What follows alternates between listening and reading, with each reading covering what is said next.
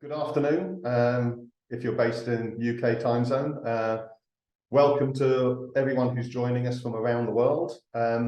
This is the second in a series of presentations, and today we will be talking about initial professional development, IPD, and the professional review interview. What we'll be covering is initial professional development itself. What is it? Recent changes in the chartered core objectives. So some of you may have started your IPD preparation a few years ago, and it would have been under a different structure, a different format. Changes were introduced in 2023, and you need to be aware of those and make sure you're working to the current set of regulations. How do you record your IPD? And there are different ways of doing that. We try to be as flexible and accommodating as possible. So there are three ways, and I'll take you through each of those ways. And then the professional review interview itself, what you can expect, how long it will be, the sorts of preparation that you should put in for the interview. So without further ado, let's move on to initial professional development. And that's the definition. So initial professional development comprises the acquisition and development of the specialist knowledge and skills and their practical application that are needed to practice as a structural engineer. Now, very often people think IPD starts after you've completed your formal academic qualifications. And for some, that may be the case. But IPD can be achieved at any point in your career. So for example, if you were to be studying on a part-time degree qualification, you're going to be in work 4 days a week, you're going to be studying perhaps for 1 day a week. Well, you can still count the experience you're gaining in the workplace towards your IPD. Equally, if you went on an industrial placement year as part of your degree course, again, that could contribute to your IPD. Perhaps a little bit rarer, but if you had vacation experience during your degree qualification, again, there would be things that you will have learnt, experiences that you would have gained on that vacation experience or in that industrial placement. All of it can contribute towards your IPD. So it's not the case of IPD starts when you finish your degree course. IPD can start before, during, or after your degree course, although it is fair to say that the majority of the IPD that you'll be putting forward as part of your professional review interview, it's likely to be post-qualification. It's likely to be the more recent types of experience that you've gained rather than experience that you've gained perhaps 5-6 years ago. So IPD, everything is on the website. Comprehensive guidance is available. It tells you what IPD is. It tells you what the core objectives are. It gives you examples of what you must do, what you may wish to do, and ultimately there will be guidance in terms of how you prepare for your professional review interview. So anybody going through this process, you need to get onto the institution website, you need to look for the initial professional development regulations, and there are 3 sets. 1 set for chartered, 1 set for incorporated members, and 1 set for technician. Obviously make sure that you have downloaded the correct version. It is also worthwhile, as I mentioned earlier, to make sure you're working to the current set of regulations. So if you downloaded a version some years ago, go onto the website now and make sure you're working to the current regulations. So there have been a number of changes. Before September 2023, there were 4 standards that candidates had to demonstrate as part of their professional review interview. Appreciation was the lowest standard. Knowledge was the next standard up. You then moved on to experience, where you actually had to perform the activity either independently or under supervision. And then finally, the highest standard was ability. So appreciation the lowest, ability the highest. What we decided in a review was that we needed to rationalize that, and we did away with appreciation. Why?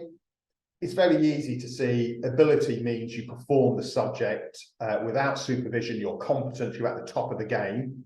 Appreciation and knowledge, it was a bit of a grey area. What's appreciation and when does appreciation morph into knowledge? So to simplify things, it was a case of we're now going to have 3 standards going forward: knowledge, experience, and ability. The previous version, where we required appreciation, has been discontinued. Previously, there were 13 core objectives for chartered membership. There are now 10. So we've taken those 13, we've rationalised them. Some of them were merged, but you have to satisfy all 10 core objectives. And this is key. There is no compensation. It's not a case of saying I'm excellent at 9, so the 10th doesn't really matter. If you fail one core objective, then you fail the interview. So no compensation. You must be able to demonstrate that you have covered all 10 core objectives. They're split really into 3 categories: personal objectives 1 and 2, engineering objectives 3 through to 7, and then the health and safety, management and commercial objectives 8 through to 10. So that's a quick look at how we've rationalised professional standards and engineering responsibility. That's the new core objective title, and that's effectively knowing about the institution, knowing about the profession, how the institution functions, how you can input, and looking at your commitment to the institution, to the broader profession. Communication remains the same.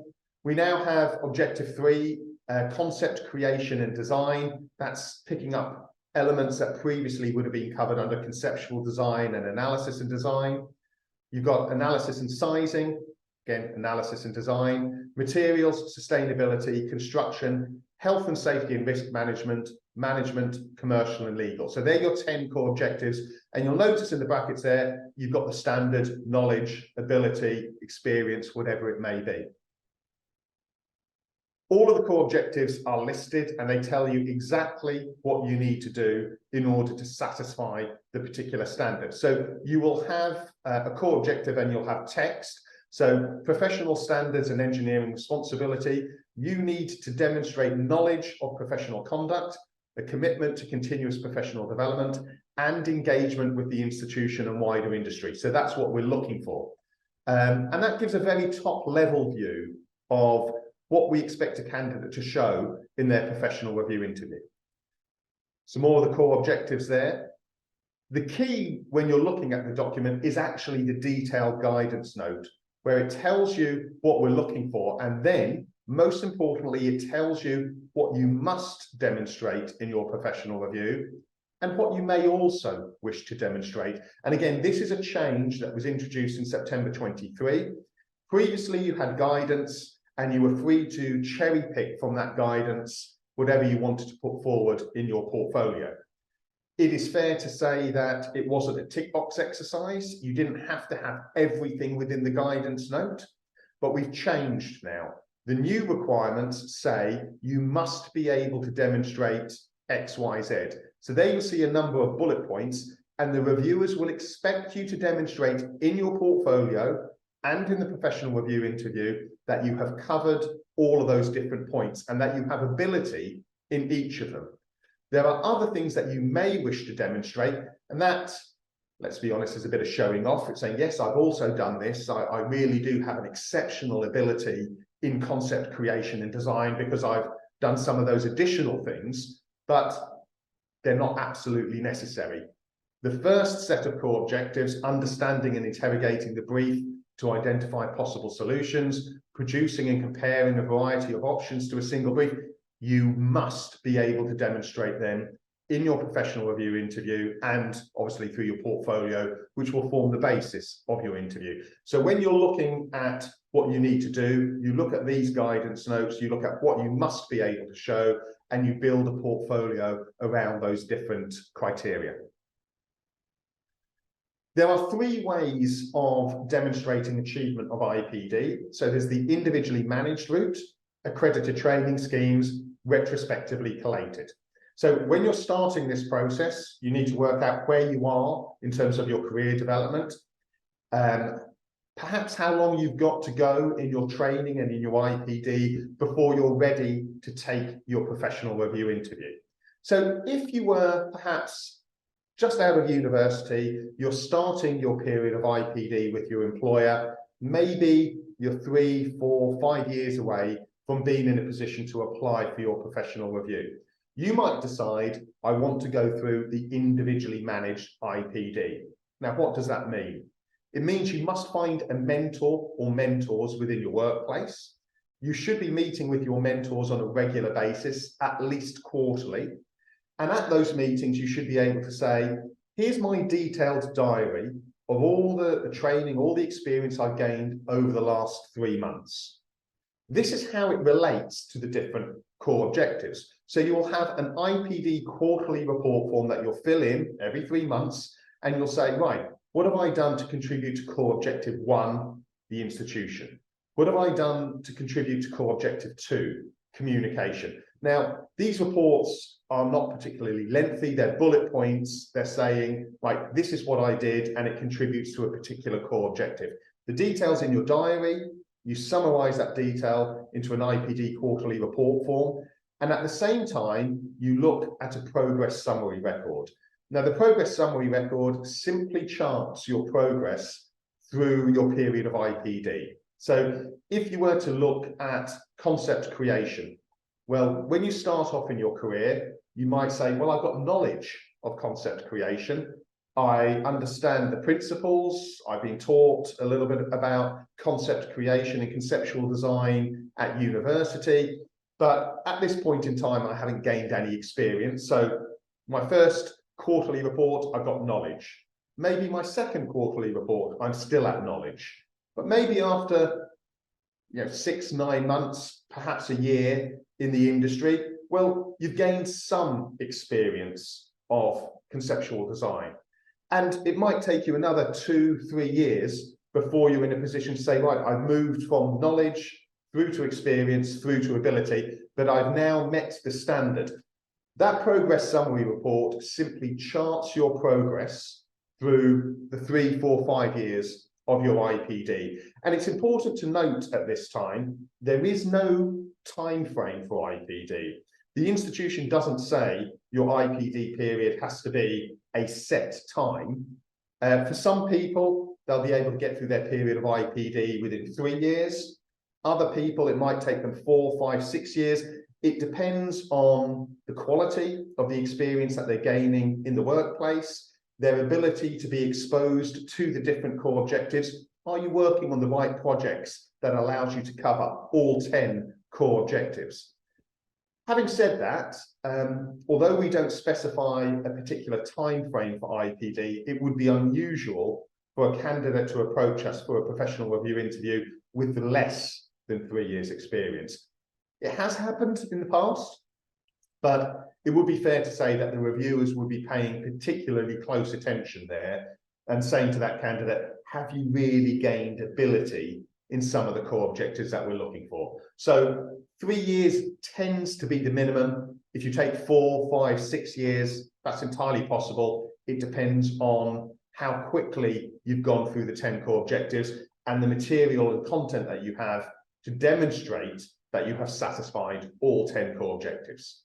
So individually managed, you've got a mentor, you'll be keeping a detailed diary, you'll be summarizing that into an IPD quarterly report form every quarter, you'll be completing a progress summary record every quarter, and over the period of 3, 4, 5 years, you'll build up this repository of information that shows how you've covered the 10 core objectives.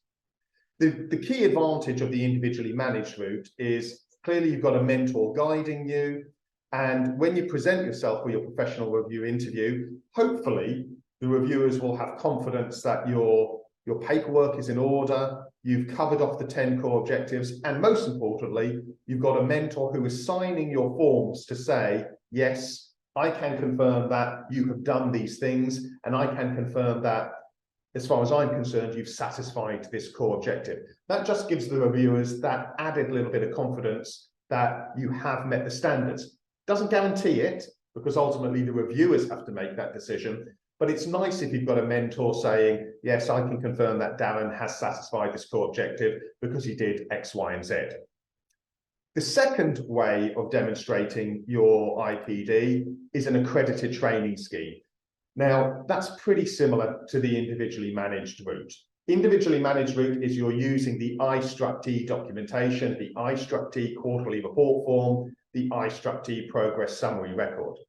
But we recognize that candidates around the world may be going through a formal training scheme with another institution. So in the UK, that might be the ICE, but it could be Engineers Ireland, it could be Engineers Australia.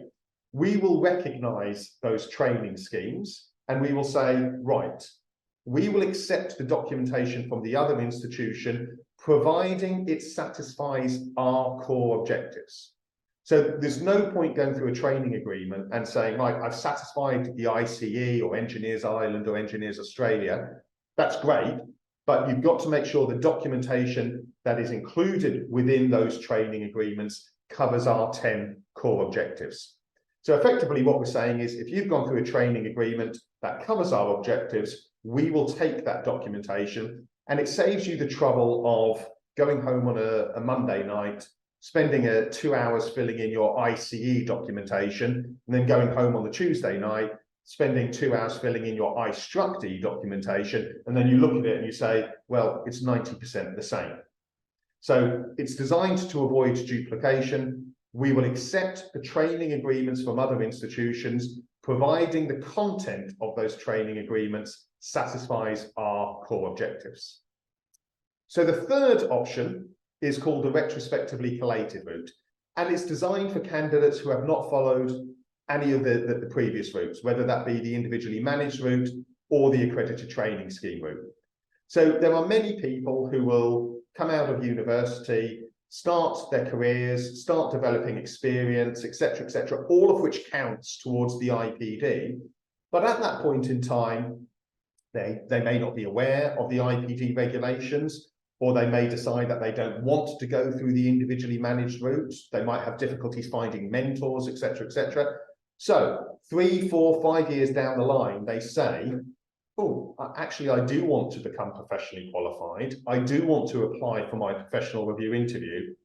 How do I demonstrate that I've got the right experience? Well, we're certainly not going to ask candidates with 3, 4, 5 years experience under their belt to go back to square one and say, please start filling out the individually managed paperwork, or please start going through an accredited training scheme with another institution. No, they've already gained the experience. So it's pointless to ask them to fill in those quarterly report forms.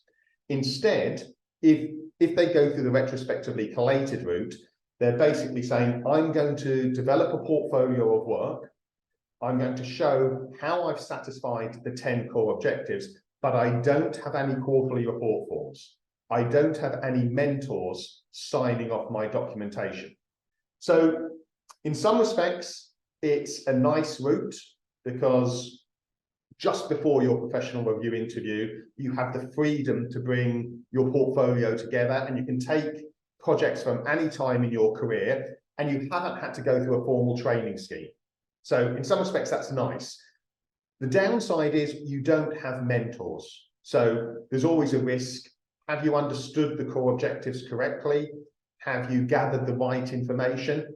Is your own interpretation of your ability correct? Have you actually met the standard that we're looking for? If you've gone through the individually managed route, you've got the guidance of the mentor. If you've gone through an accredited training scheme route, you've gone through the guidance, or you've gained the guidance from the mentor. If you're going through the retrospectively collated route, you've avoided all the quarterly reports and the paperwork, but you haven't had the mentor supporting you through the process. So some advantages, some disadvantages. Now, it's up to you to decide which route you want to go through. Quite interestingly, when we first started the New Start Professional Review, and this would have been 2001 or so, I would have expected there to be a difference in the pass rates. I would have thought that if you've gone through the individually managed route, or you've gone through an accredited training scheme route, you would probably fare better in the professional review interview, and the pass rates for candidates going through those routes would have been higher. The reality is the pass rates for all 3 routes are almost identical, within 1 or 2% of each other each year. So clearly that shows you, if you go through any one of the 3 routes, your chances of passing the professional review interview are pretty much the same. Having said that, if you go through the retrospectively collated route, it's not unusual for your interview to last longer. Why? if you've gone through the individually managed or accredited training scheme, you've got chartered civil engineers, chartered structural engineers, incorporated structural engineers signing off your documentation and saying, yes, I can confirm Darren's okay. That bit of a guarantee. Their portfolios are often prepared and collated in a way which makes it easier for the reviewers to see that they have demonstrated the standards. So that means perhaps they get through the interview a little bit more quickly, perhaps fewer questions, etc. The retrospectively collated route, because you don't have that mentor support, the reviewers often have to ask a few more questions just to make sure that you have satisfied the standard that we're looking for. So the pass rate for all three routes, broadly the same, around about 76% is the average pass rate. The length of the interview can vary depending on the route that you have followed. So ultimately, whichever route you have followed, you come to the point when you are applying for your professional review interview. And all candidates, irrespective of the route that they followed, must complete a final report form for each one of the 10 core objectives. So when you're talking about the institution and the profession, there should be an IPD final report form for that. There should be a separate IPD final report form for communication, separate one for concept design. So at least one IPD final report form for each one of the core objectives. Now, it's not unusual for a candidate to maybe go on to 2 pages, very rarely 3 pages, but you have to remember you should be as concise as possible. You don't want to be writing war and peace for each one of the 10 core objectives. You have to remember the reviewers have to read through this documentation. They want to see very easily and very quickly that you have satisfied the core objective. So do not adopt the attitude of more is better. Do not chuck the kitchen sink in there and have 5, 6, 7, 8 pages for each one of the core objectives. That will not make your submission any better. It will make it more difficult for the reviewers to actually see the stuff that they need to see. So 2 pages for each of the final report forms, that's not unusual, and I'd aim for that. 3 key things to remember. You need to be positive. So you should avoid qualifying your statements. If the core objective requires you to have a standard of ability, say that you have a standard of ability. So I have ability in concept creation. Do not say I have limited ability. By introducing the word limited into your statement, you're introducing doubt, and the reviewers may say, well, is this candidate really sure of their competence? You know, they're saying they have limited ability. Well, what does that mean? Perhaps we should ask a few more questions. So it is a case of being positive and saying, no, I have ability, that's it.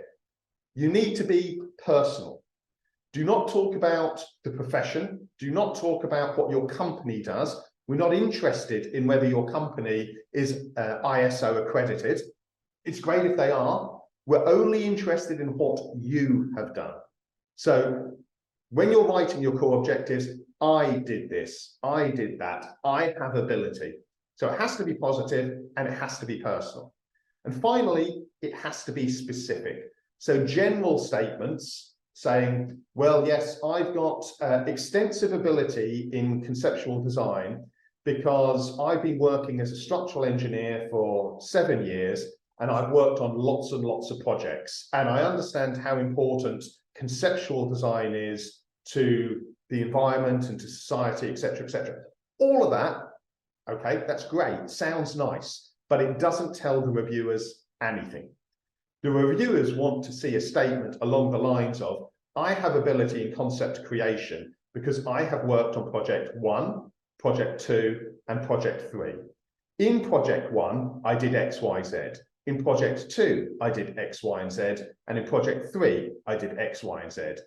Further evidence of this can be seen in my portfolio of work, section 3. Now, it's specific, it's clear, you've mentioned the projects you've worked on, and you've told the reviewers that information is in your portfolio. The reviewers will have a look at that and say, right, let me read through your IPD final report form. Okay, that's your statement summarizing how you've satisfied the core objective. Now, let me go and have a look in the portfolio of work, and is the evidence there? So positive, personal, and specific.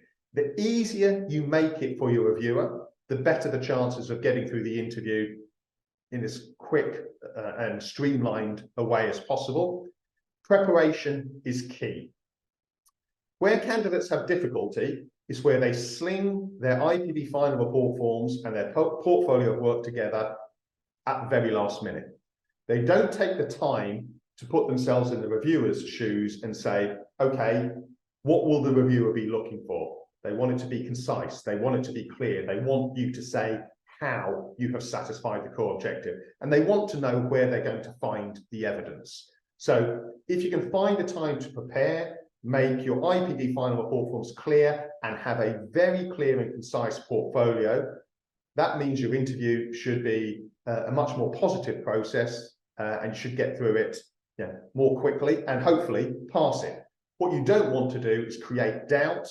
Doubt leads to more questions leads to potentially more slip-ups.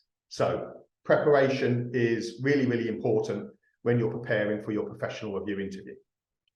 So moving on to the professional review and the interview itself.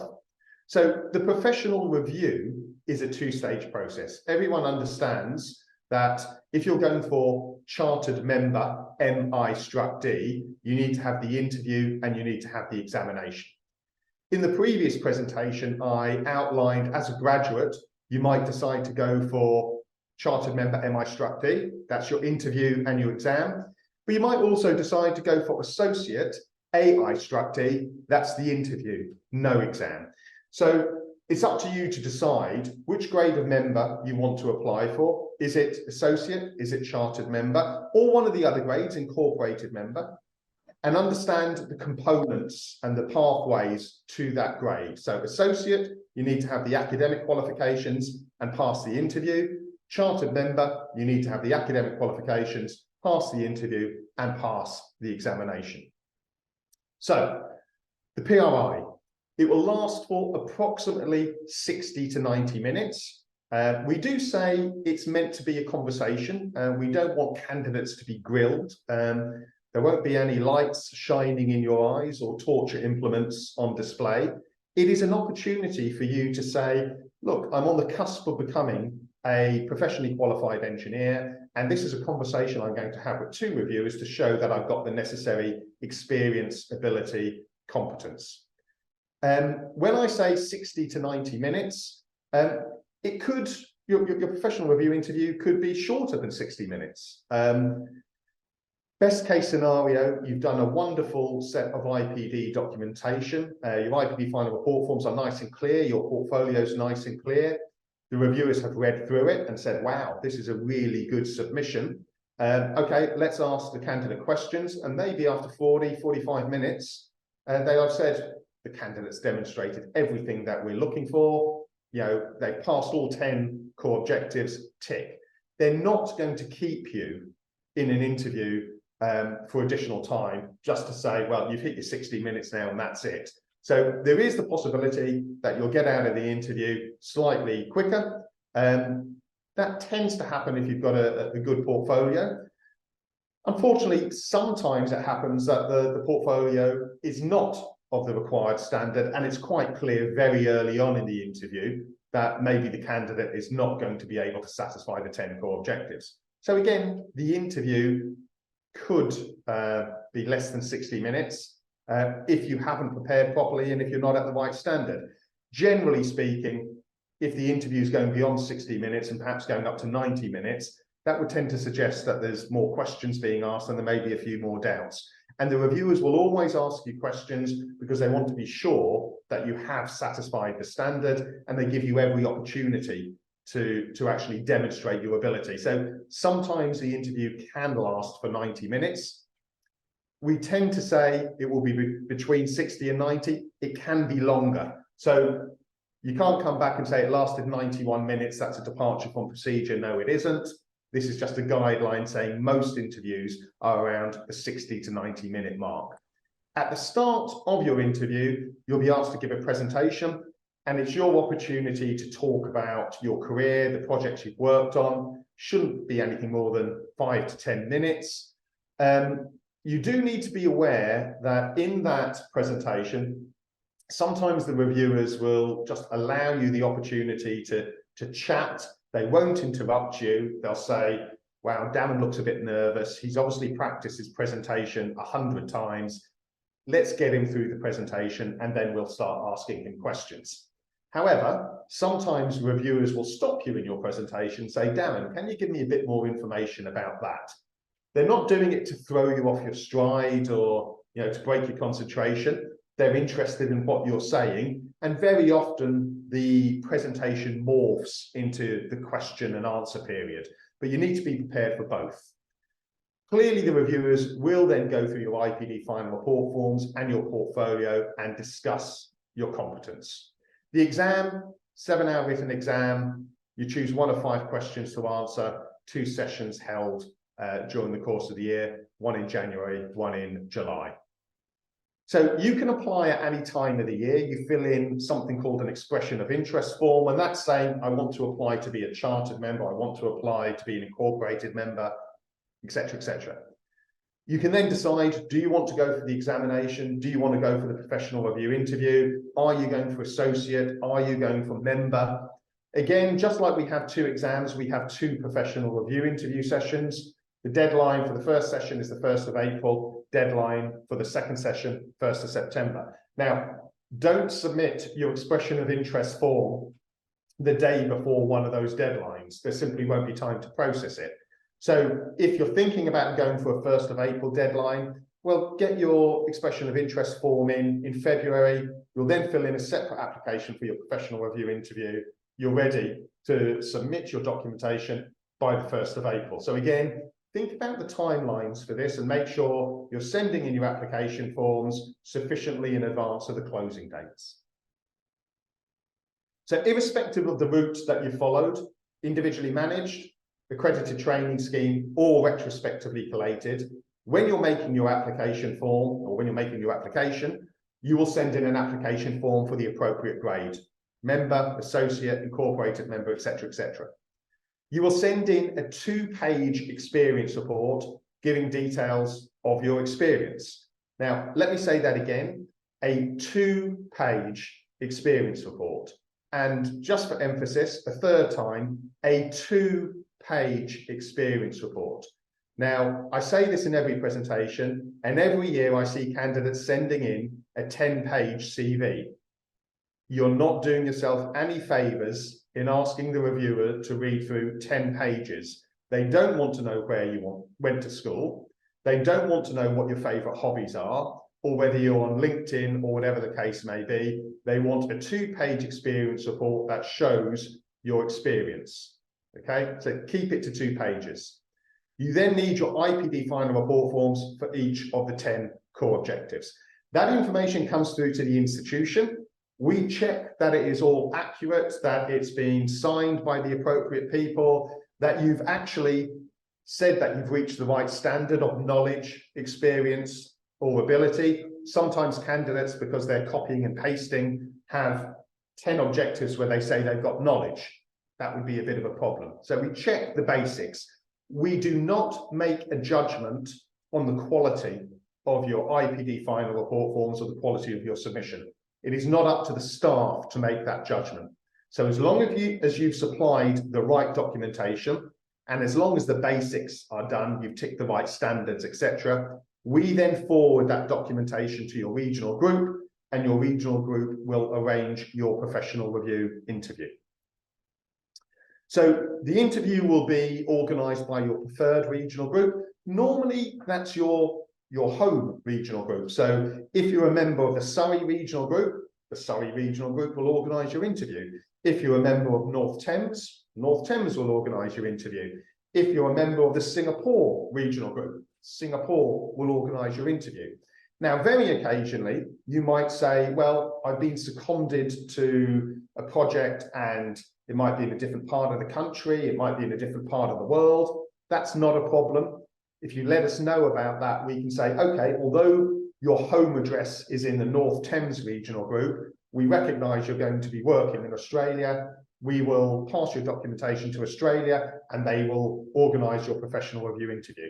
So it's a case of making sure we're aware of where you're going to be so that we can organise your interview accordingly.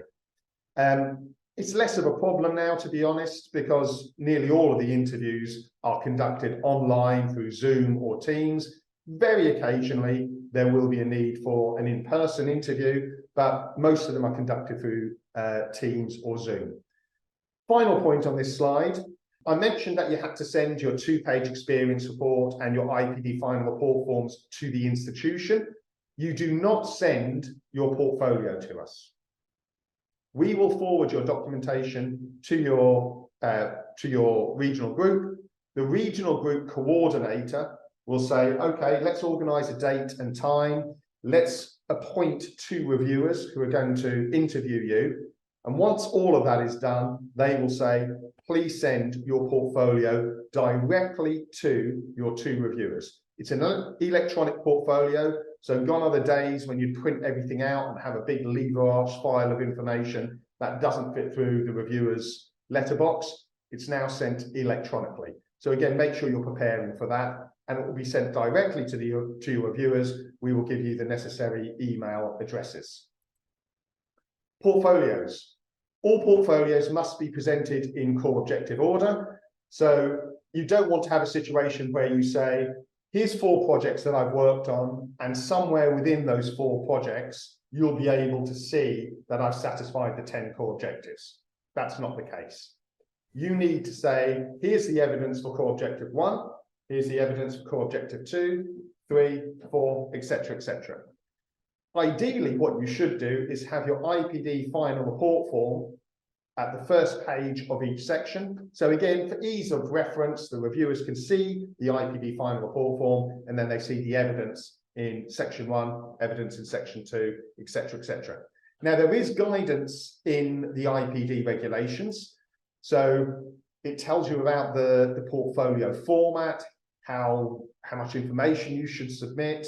It also tells you the sorts of documentation you should be submitting. So there is a portfolio checklist that before you make your submission, you should be able to say, have I submitted evidence of all of these different things? Is it somewhere within my portfolio? So again, the guidance is there in the IPD regulations. You just need to make sure you're reading the IPD regulations sufficiently far in advance so that you can produce your IPD final report forms, produce your portfolio, and ensure they align with the guidance that's in the regulations.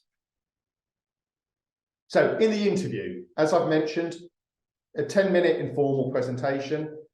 You present your portfolio. It's about settling in, introducing yourself. As I've said, the reviewers may ask you questions. Don't worry. If they do, don't panic. You know, it's a conversation. You should be put at ease. Interviews between 60 and 90 minutes. Now, the reviewers want to put you at your ease. They want you to get through the professional review interview. They want you to pass. So they will usually start by discussing objectives where they think, okay, the candidate is particularly strong in this area. Let's give them a few easy questions. Now, that means the reviewers don't go through your portfolio, core objective 1, core objective 2, core objective 3. They might start on core objective 9. They might start on core objective 2.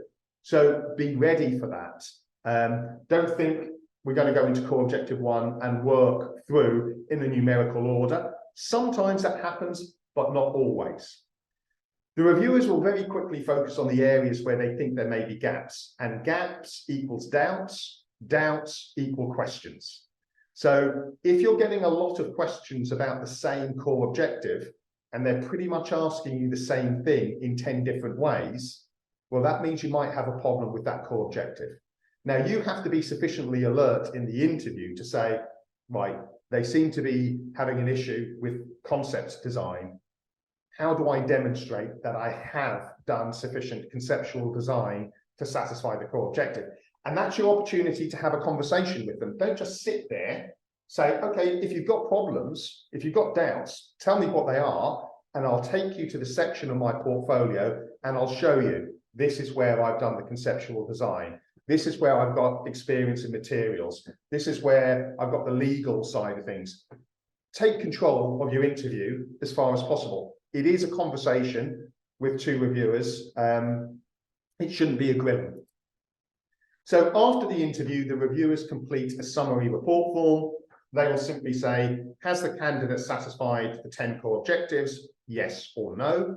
There will be some information, some notes that they've taken to justify that decision. Very occasionally, the reviewers may not agree. Doesn't happen very often, but every now and again, you might get one reviewer who says a candidate has passed. The other reviewer says, no, don't think they quite made it in that core objective. In that case, the PRI coordinator will adjudicate, and ultimately a report is submitted to the institution. The institution submits that report to one of our panels, the Application and Professional Review panel. The panel looks at the report in detail and makes a recommendation to the membership committee that ultimately makes the final decision. So the reviewers will not be able to tell you on the day whether you've passed or whether you've failed. It's fair to say if you look at their face and they're smiling and they're kind of, well done, it seems to have gone well. You can read what you want into that. If it's been a difficult interview and they're frowning at the end of it, again, you might want to read what you want into that. Ultimately, you'll only find out the result once it's gone through the professional application and professional review panel and the membership committee, because we need to moderate, we need to check that what the reviewers have written is sensible and that they've justified their decisions.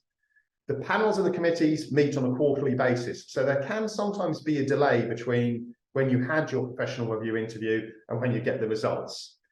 If you failed, we give you feedback. So we can say, this is what the reviewers have said on core objective 1, on core objective 5, on core objective 10, whatever it may be. Key point here, if you failed on one core objective, you fail the interview. If you failed on 1, 2, or 3 core objectives, when you next apply, you will be interviewed on those 1, 2, or 3 core objectives. If you fail 4 or more core objectives, then unfortunately you start from scratch. Your next interview will be on the full 10 core objectives once again. So I think the key point here is making sure that when you complete your IPD final report forms, when you complete your portfolio, make sure you have got enough evidence to satisfy all 10 core objectives. Do not run the risk of failing one core objective and having to apply 6 months later, and you'll have a very short interview just on that one core objective. Do the preparation, get everything right so that you pass the interview on the first attempt. Any questions? Once again, contact the membership department. You've got the address, the email address, the telephone number there. We're here to help you answer any questions you've got. There are no stupid questions. Ask the questions, make sure you've got everything right, and make sure you're in a position to work through that professional review and get through the interview as quickly as possible. And at that point, let me open the floor to questions, and I will stop sharing. Thank you very much for that, Darren. That was very, very helpful, very informative. Shall I start reading out some of the questions we've got on the chat for you? Absolutely. Thanks, Joe. Right. So Jonathan says, if you go for the retrospectively collated IPD route due to moving around, etc., can you get chartered engineers in your current workplace to sign off the core objectives that they have witnessed? Well, again, if you're going through the retrospectively collated route, you don't need chartered engineers to sign off anything. So when you fill in your application form, you need a supporter. Now, that supporter is just saying, I can confirm that Darren is a fit and proper person to become a chartered member of the institution. They're not saying that you've passed all the core objectives. So that's the supporter. The mentor, you don't need a mentor for your retrospectively collated route. So what you're basically doing is saying, I'm going to compile a portfolio of work. As long as I've got the evidence there to support the statements that I've got in my IPD final report form, I don't need anybody to sign anything off. If you've got people signing things off, it tends to indicate that you've gone through the individually managed or the accredited training scheme route. So my advice would be very clear. If you've got mentors signing things off, go through the individually managed or accredited training scheme. If you don't go through those routes and you're going through the retrospectively collated route, you don't need mentors to sign things off. So don't get them to fill out the forms. If you want to have a halfway house and say, well, I'd still like someone to say that I've met the standards, get them to write a covering letter and put it in your submission. But it's then quite clear to the reviewers, you've gone through the retrospectively collated route, you don't have these quarterly report forms, you don't have mentors signing off your IPD final report forms. What you do have is a covering letter from your employer saying, I can confirm that Darren has satisfied these 10 objectives. So that's the compromise position. Next question from Gary. He says, I gained technician membership in 2015 and completed IPD for this to certain levels. Can I just add to this when completing IPD for chartership based on the experience I have gained as an engineer? Yes, to a degree. The only thing I'd say is the difference between the technician core objectives and the chartered core objectives is quite significant. So yes, of course, any evidence that or experience that you've gained to date can contribute to incorporated core objectives or chartered core objectives. But I'd be surprised if a lot of what you've done in your technician submission would correspond to the chartered. They tend to be looking for very different things. Now, if you've applied for incorporated in the past, then there's minimal gaps and differences between incorporated and chartered. And it would be very easy to take an incorporated document, add to it, put in a few bits here and pieces, and very easily convert that into a chartered document. Yes, that I can understand. But the jump from technician to chartered is quite significant, different core objectives, different standards. So yes, you can use the evidence, but I think you'd have to do a lot of redrafting and add in an awful lot more material to get to the chartered level. On a similar note then, Darren, what if you've done incorporated with the ICE and then you want to go chartered with the I-Struct-T? So I know there's the I-Struct-T recognises the objectives done with the ICE if you're going from chartered member to chartered member with ICE to I-Struct-T. But if you're going from incorporated to chartered, well, we would, the same principle applies, but we would expect an incorporated engineer with the ICE to be moving to incorporated membership with us. So we would accept their documentation, providing it satisfied our core objectives for incorporated level. If the individual wanted to use ICE documentation to say it satisfies the chartered standards for the I-Struct-T, it's possible, but we'd look at that in quite a bit of detail and say, well, hang on a second. Does it really cover all of the core objectives at the chartered level? It's possible, and it forms the basis for a documentation. I think it's quite similar to the previous question where we'd expect you to add stuff to that submission to clearly show that you'd reached the chartered standard. But as a base for a chartered submission, yes, it's fine as a base, but you would need to add additional documentation. Okay. Ravi says, I've passed the PRI a few years ago, but that was before the new changes were implemented from last year. Is my pass still acceptable for applying for I-Struct-T and then CEng, or will I have to do this all over again? It depends on two things. If you're looking for I-Struct-T, the first thing you have to remember is you have to have the right academic qualifications. So have you got the master's level, the MEng or equivalent? If you have, great, tick, you've got academic qualifications sorted out. If you haven't got the master's level qualifications and you have a BEng level qualification, well, that's not going to allow you to go to associate, because to become a chartered member with the Engineering Council, to become chartered with us, you need to have the MEng qualification. So firstly, check that you've got the right academic qualification. With regards to the interview, there is a time period for which your interview is valid. So the Engineering Council have something called a 3-year rule. And basically it says you have to demonstrate current competence and commitment. And current competence and commitment is defined as being within a 3-year window. So if you had your interview within the last 3 years and you had an MEng qualification, then yes, you can apply for associate and you would be academically okay, and you would have passed the professional review, tick. If you had your professional review interview 4 years ago or 5 years ago, well, no, you're then outside that window of current competence and commitment, in which case you would have to have another professional review interview in order to satisfy the Engineering Council criteria. Okay. Robert Moss is saying we've just had confirmation that all 4 of the presentations, when they're all recorded, will all be on the East Midlands webpage on the iStroke website. But they've just got and they'll also be on the iStroke YouTube channel once they've all been. Yes, we're recording all the presentations and the Q&A sessions, and the idea being that they'll be on the institution websites and regional group websites, so people can look back at them and check any details that they may need to check. Yeah. Right. Jack says, is there a typical time frame following your IPD submission that you have to have your interview? Yes. If you were to apply on, say, the 1st of April, we would normally aim to process all the applications in April. So that's checking, updating the records, showing that you're going through the application process. But we would aim to get all the documentation out to the regional groups, say, beginning of May or so. The regional group coordinators will then work to say, right, let's pair the candidate with 2 reviewers. That can take a couple of weeks or so. Let's contact the candidate and say, right, your 2 reviewers are A and B. Here's their email addresses. Please send your electronic portfolios to them. That takes another couple of weeks.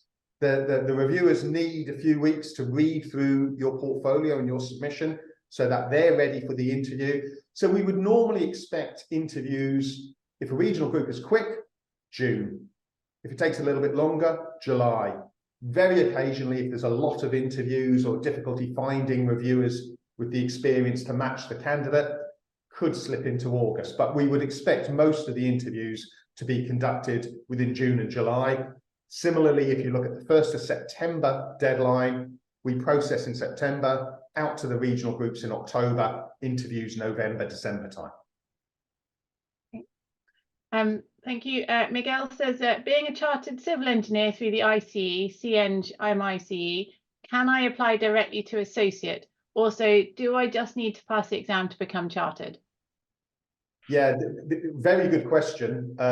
So let me deal with the route to MI-Struct-D. If you are CEng MICE and you've gone through the standard professional review with the ICE, that means you've had the normal professional review interview, etc. Well, we will accept that, and basically you'll be exempt from our IPD and exempt from our professional review interview.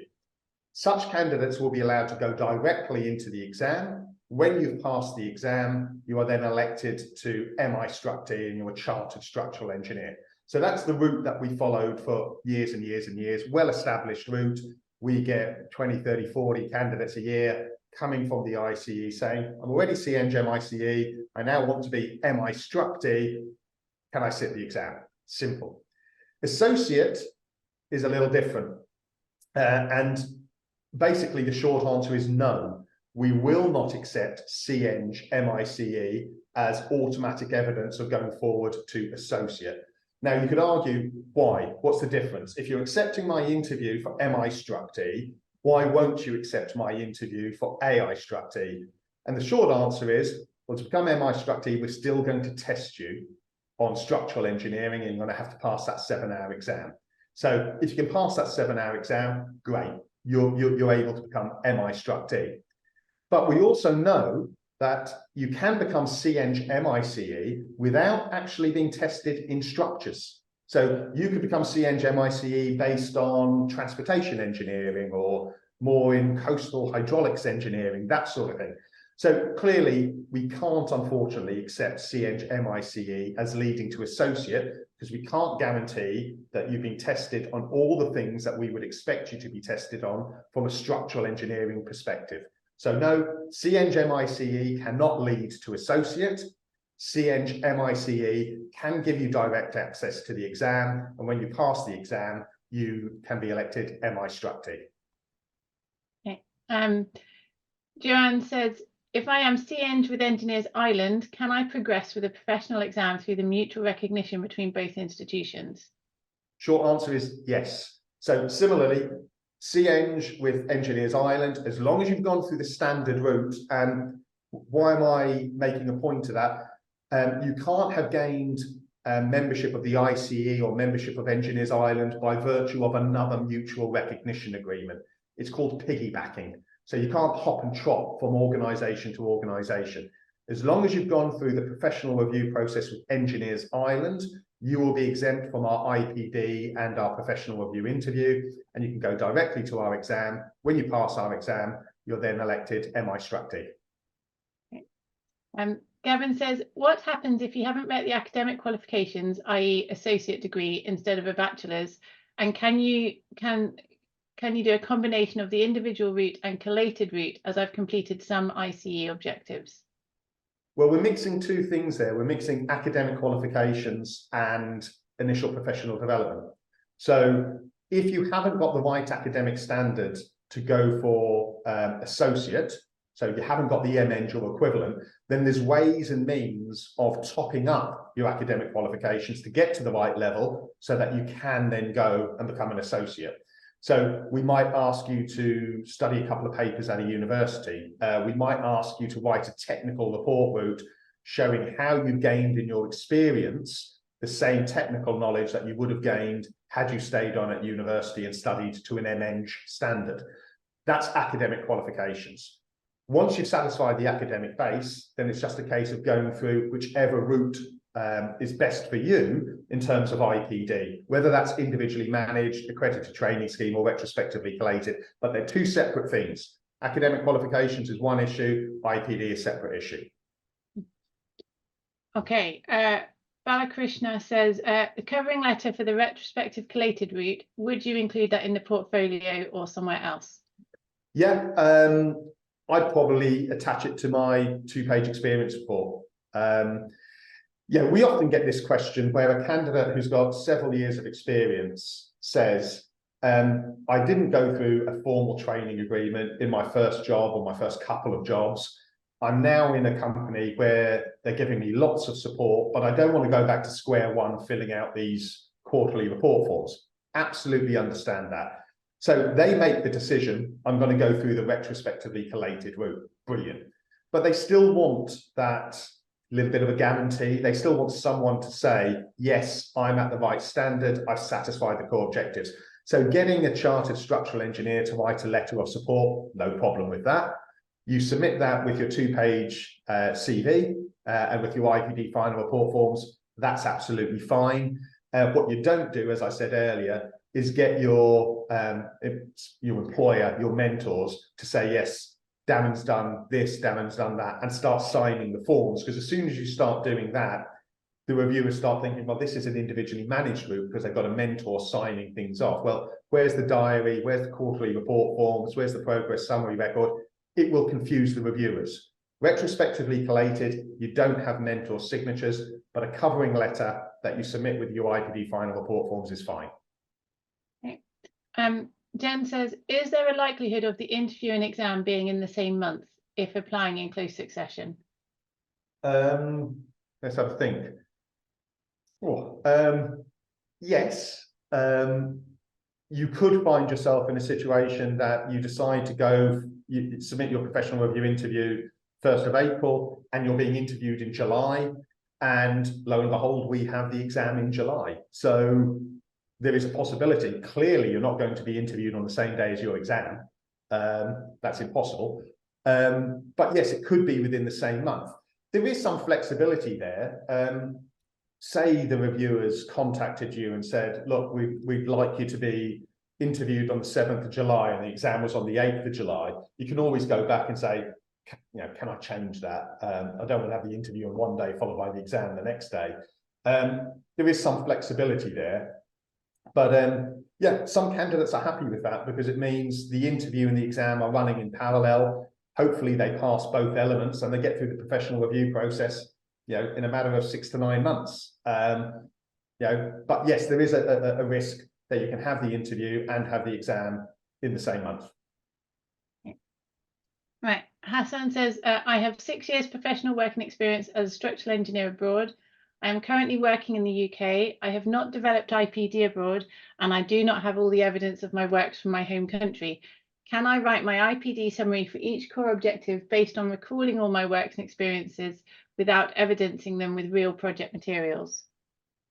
Well, that's a difficult one because ultimately the reviewers have to see evidence that you have satisfied the core objectives. They won't be able just to take your word that, yes, I did do this on a project 5 years ago, but I can't show you the project. What we would say in those circumstances would be the work that you're doing now and the projects that you're doing now 6 years on into your career, hopefully you could get 2 or 3 projects under your belt, and that would be sufficient to satisfy the 10 core objectives. And for most candidates, that is the case, because as you go through your period of IPD, you gain more experience. You're probably working at a more senior level, and so it's easier for you to demonstrate ability as compared to, you know, graduate year 1. However, we recognize sometimes there are difficulties, and some elements of your core objectives may have been performed some years ago, and whether or not you're in a different country or not, you might not be able to get evidence of that. Your company might decide, no, I'm not going to give you copies of work that you did 5 years ago. In such circumstances, we will look at those cases on an ad hoc basis. There have been rare occasions when candidates have worked in areas where there are security issues and they haven't been able to divulge all the information that they'd like because of national security, you know, nuclear reactors, those sorts of things. We'd have a separate conversation with the candidate about that and say, right, what can you give us? Where are the gaps? How can we bridge those gaps? But it's rare that we ever get to that sort of situation. I mean, over my 25 years at the institution, we could be looking at a handful of candidates that are really in that extreme situation. Most candidates will be able to get some project work together to demonstrate most of the core objectives. But if there is a problem, then contact the institution and we'll talk about it on an individual case basis. Someone says, are there any iStroke team members meeting up in Dubai or the UAE? Yeah, there is a regional group in Dubai, quite an active regional group. So what you need to do is get onto the institution website and you'll be able to search for Get Involved. Within that, there'll be the regional group list scattered all around the world, whether it be the UK or internationally. Look for the regional group in your area, and you'll be able to see the contact details of the chair, the treasurer, you know, the different people who sit on the committee, and you'll get information on the events that the regional group is running. But yep, if you're in Dubai, you've got a very active regional group there. Just say Robert's uploaded the CPD certificate for this session onto the chat. Someone's saying, could you email a copy of the CPD certificate for the first session? Well, if you drop me or Robert Moss an email, we can send you a copy of that CPD certificate. Okay. Someone says, I have 12 years of experience and I was not carrying any evidences considering the company policy to keep them secret. How can I present my work in the portfolio or in the interview? Well, that's similar to what you've just. Yeah, it's a case of, you know, you have to do your best to try and find some documentation. And if you can't, then you have to approach the institution and explain why. As I said, the institution very occasionally will come across extreme candidates because of security issues, national security, etc. They're not able to present information, and we'll talk to them about, well, how can you demonstrate your competence? But that's really, you know, quite a rare occurrence, and it is because of national security issues. Generally speaking, most candidates will be able to get at least some documentation on the projects that they've worked on.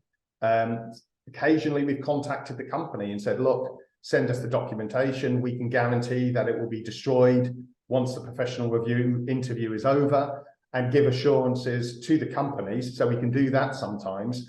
But it's really the onus is on the candidate to say, you know, here is some evidence to demonstrate the core objectives. Any issues along those lines, then contact the institution and we'll discuss it on an individual basis. Okay. Sally says, for the short presentation at the start of the interview, are we expected to prepare slides for this? When it was a physical interview, it was no. It was meant to be all about your opening up your portfolio and just having a chat. And really, that's probably the way that the majority of candidates choose to go. Now and again, a candidate will produce a PowerPoint to highlight certain things, but yeah, you can choose. Okay. Jonathan says, if I do not have structural design experience, only structural design for manholes and master in I/T. Is there any route I can go for MI/T, MIC plus exam, for example? Say that again, Joe. So if I do not have structural design experience, only structural design for manholes, but a master's in structural engineering, is there any route I can go to achieve MI/T? Oh, I never like to say no, but I think that's going to be difficult because ultimately when you're looking at MI/T, you have to have the academic qualifications, fine. You have to have your IPD, fine. You go through the professional review interview. One of the core objectives is concept design. They will expect you to put forward evidence showing, well, I've worked on different projects.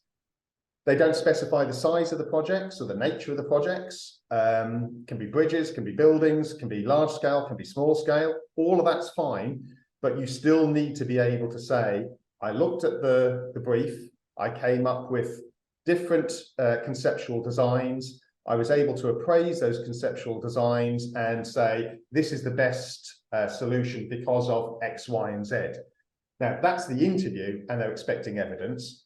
When you then look at the next stage, which is the exam, well, the exam, 50% of it is conceptual design. You've got to be able to look at that question, address the brief, come up with two distinct and viable solutions. So I'm not saying no, but I would say it would be rather difficult if you haven't done structural design to get through the interview, and passing the exam, I would imagine, would be even more difficult for you as compared to most candidates. Yeah, I'd have to say structural design, conceptual design, analysis of design, pretty much core to what we're looking at in the professional review interview in the exam. Right, thank you. Right, Saranya says, could be a basic question, I'm not sure if you've answered this, but will I be able to get a chartership without a master's degree? Would a bachelor's degree from a UK university and more than 5 years experience count? Yeah, yeah.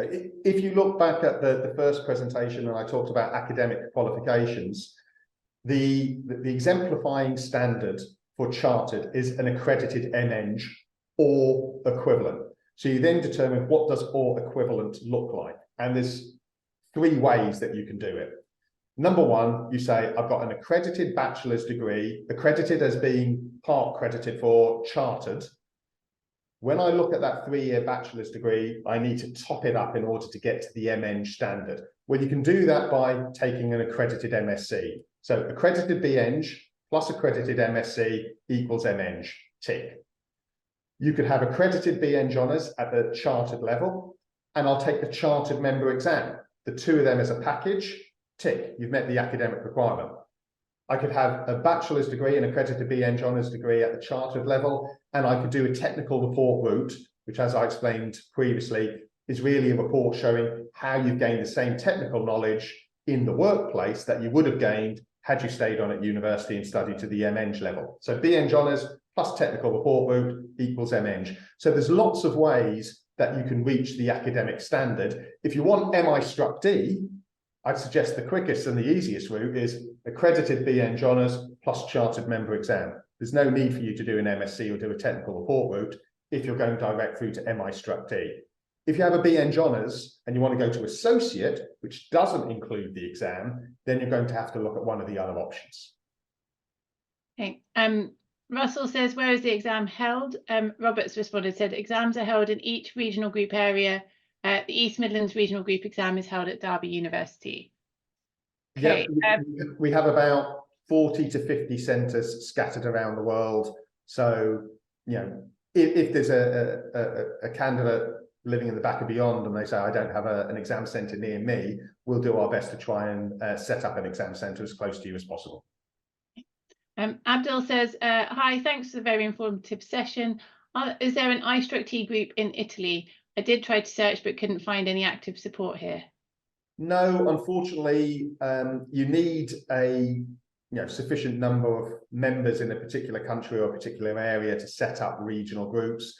And Italy, unfortunately, is one of those countries where we don't have that many members. So no, there wouldn't be a regional group in Italy. what we would suggest is you tap directly into the HQ resources. So you're looking at our webinars, you're looking at our online resources, that sort of thing. But no, unfortunately, we don't have enough members in Italy to form a regional group. Jack says, there used to be a PRI on-demand course available. Will there be a new one based on the new objectives? Yep, absolutely. The old PRI online preparation course was clearly based on the 13 core objectives. We've introduced the new core objectives this year. We're waiting to see how they go. What are the pass rates? Are there any particular core objectives that are causing some difficulties or some doubts? And then once we've got a little bit of feedback as to how the new system is working, then absolutely a new online preparation course will be delivered. John says, does the 3-year rule apply to the exam, i.e. can the PRI be completed more than 3 years after passing the exam without having to retake the exam? Oh gosh, this is a complicated question. And the short answer is yes. So the Engineering Council deals with 36, 37 different institutions, and we're the only one that has this 7-hour exam after the interview. And so when they introduced the 3-year rule, we said, oh, 3-year rule, well, our candidates, when they pass the interview, have to go on and sit the exam. And in those days, the exam was held just once a year. So, what happens if the candidate fails once, or what happens if they miss an exam because they're on holiday or whatever the case may be? 3 years doesn't give them an awful lot of time to get through the exam and to register. So the Engineering Council said, okay, as an exemption, we'll give you 5 years. Now, what does that mean? If you pass the professional review interview, you basically have 5 years then to go and pass the exam in order to then become MI-Struct-D and register with the Engineering Council as CEng. 5 years now, because we have 2 exams a year, means in theory, you could have 10 examinations, 10 attempts to get through the exam. Now, that's one way of dealing with it. A lot of candidates, though, flip the professional review and they decide, I'm going to take the exam first. That doesn't have any kind of expiry date. It lasts forever. Once you pass the exam, you pass the exam. So I'm going to take the exam first, pass the exam, and when I pass the exam, then I'll go and do my professional review interview. And we introduced that flexibility around about 2017, 2018. It's up to you to decide the order that you want to take the professional review interview first, followed by exam, or exam first, followed by the interview.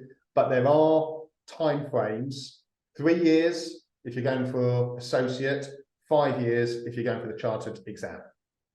But just to be clear, that time limit, if you do the exam first and then the interview, you haven't got that same time constraint. No, I mean, there is a time limit insofar as you pass the exam, that lasts forever. You pass the interview and you're elected to MI-Struct-D. Well, you need to register with the Engineering Council within 3 years. Very occasionally people say, oh, I didn't realize I had to register within 3 years. It is rare. Most people, when they become MI-Struct-D, they register CEng at exactly the same time, which is fine. But no, there's no time period or expiry period on the exam. 3 years if you're looking just at the interview and you're going for associate, 5 years if you're going from the interview to the exam. Okay. Kemal says, I'm mainly specialised on steel and facade structures. Is it okay if I only submit my works in the portfolio without any concrete, timber or masonry structures? Oh, again, a really good question there. The materials core objective recognises that people can specialise in a particular material or a particular type of construction. That's fine. You can really show your expertise and say, wow, I can do wonderful things with steel. But you can't be ignorant of all the other materials. You can't say, well, I don't know what concrete is, and I don't know what timber is, and I don't know what masonry is. So yes, you can be an expert in one, and the majority of your portfolio will be focused on that. But you have to be a jack of all trades to a degree. So that means you read up on concrete, you read up on timber, you read up on masonry. If someone asks you a question about concrete, masonry, whatever, you're able to talk about it. It may not have been part of your work, and you may not be able to show that you've worked with masonry or you have experience of working with glass or aluminium or whatever it may be. but you should have done the background reading so that you can say, look, if I ever came across a project that had steel and masonry in it, or steel and concrete in it, I'd understand how the two of them work together. I understand the properties of concrete. I understand how they can be coordinated. So a lot of background reading, but we'd accept the fact that you're an expert in the steel structures. I would argue it'd be quite difficult to pass the exam if you only had knowledge in one material, because you've got to give two fundamentally different solutions. Yeah. So, but yeah, we would never have a situation where, you know, we would expect you to be competent in 4 or 5 different materials, you know, but you can be an expert in one, but you need to have a good, solid knowledge of all the other materials and be able to talk confidently about their specification. Okay. Andrew says, if I have to go down the technical report route to show technical knowledge to an MEng level, will the institution give a topic to do the report on? No, you choose the topic. So effectively, you'd take normally 2 projects that you've worked on, and you'd say, right, these are good projects. They're able to show a level of technical ability that I think satisfies what the institution would look for. Now, there is guidance there saying we'd expect a certain amount of scientific, mathematical analysis, design, general guidance there. And what would happen is you'd submit a synopsis to the institution and you'd say, this is what I'm planning to write about. These are the 2 projects that I'm planning to include in my report. Do you think that fits the bill? And the institution could say, yeah, we think that's a good basis for a technical report. Or they could turn around and say, no, I think you need to tweak it because you won't be able to demonstrate X, Y, and Z. The second stage of the technical report is you submit the actual report itself, 5,000 words with some drawings, sketches, technical diagrams, photos, whatever it may be. That's reviewed by 2 assessors, and the assessors say, yes, you've either passed the report stage or you haven't. Again, if you haven't, we'll give you feedback. And the final stage of the technical report is we interview you. We actually make sure you do understand what you've written about in your technical report. And the technical report interview is separate to the professional review interview. It's completely separate. So the technical report is all about getting up to the right academic level in order for you to go on to take your professional review interview in the exam. But if you've got questions about the technical report route, contact us and we can give you the necessary information and point you to the right section of the website where there are technical report route guidance notes. Brilliant. Thank you. I think that's all the questions that are in the chat. So unless anyone else got anything else to ask, thank you very much, Darren.